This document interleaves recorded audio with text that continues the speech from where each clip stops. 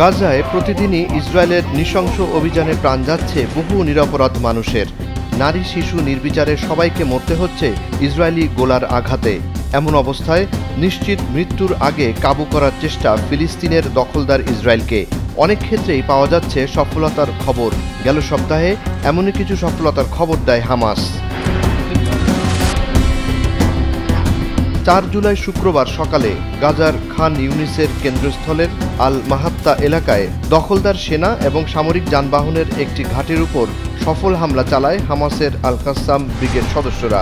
তারা শহীদ ফিদায়ী বা আত্মঘাতী কৌশলের মাধ্যমে ইসরায়েলের 2টি মার্কাভা ট্যাঙ্কের ওপর হামলা চালায়। শাওয়াজ ধরনের বিস্ফোরক দিয়ে চালানো হয় এ হামলা। হতাহত হয় ট্যাঙ্ক দুটিতে থাকা ইসরায়েলি সৈন্য।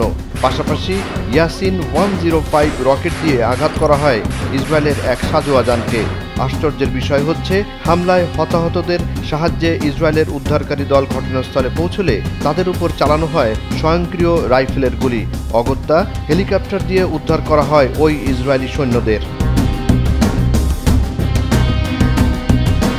একই দিন অর্থাৎ 4 জুলাই শুক্রবার গাজার দক্ষিণে খান ইউনিসের কেন্দ্রস্থলে শারিয়া আল বিয়া এলাকায় একটি ইসরায়েলি সাজোয়া যানে ইয়াসিন 105 রকেট দিয়ে হামলা চালায় আল কাসাম ব্রিগেড।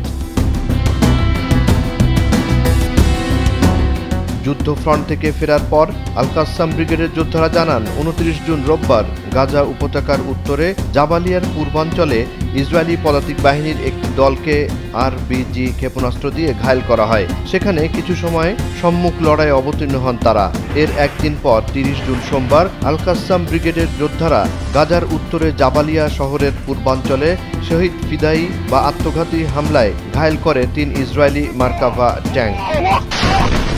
পাশাপাশি স্থানীয়ভাবে তৈরি ট্যান্ডেম 85 রকেটের সাথে বুবি ট্র্যাপড শাওয়াজ এক্সপ্লোসিভলি ফর্মড পেনিট্রেটর এবং RPG-7 লঞ্চার ব্যবহার করে ইসরায়েলি বাহিনীর যানবাহনের অতর্কিত হামলা চালায় হামাস যোদ্ধারা।